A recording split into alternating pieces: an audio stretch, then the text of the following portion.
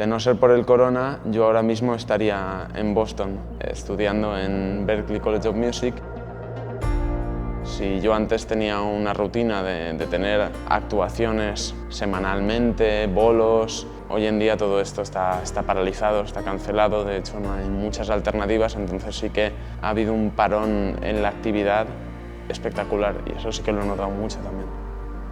Es muy difícil por la situación continuar haciendo música en vivo, festivales, etc. Más que nada he hecho mucho de menos tocar con gente, la conexión humana que supone la música en vivo y la música con más gente, esa interacción, esa energía. No he tenido que renunciar a la beca se mantiene, lo único que ha pasado es que este primer semestre que he dado, pues lo he tenido que dar online. Es una maravilla, es un lujazo, no se había dado desde hace más de 30 años aquí en España y es una oportunidad que voy a aprovechar.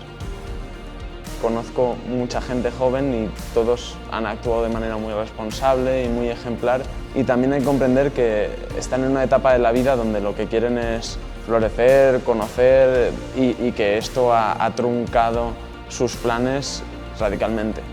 Me gustaría lanzar un mensaje de ánimo a todos los jóvenes valencianos y que decir que aunque esto parezca un muro, es también ilusionante que seamos nosotros los que tengamos que prever que estas cosas no vuelvan a pasar en un futuro y mejorar lo presente.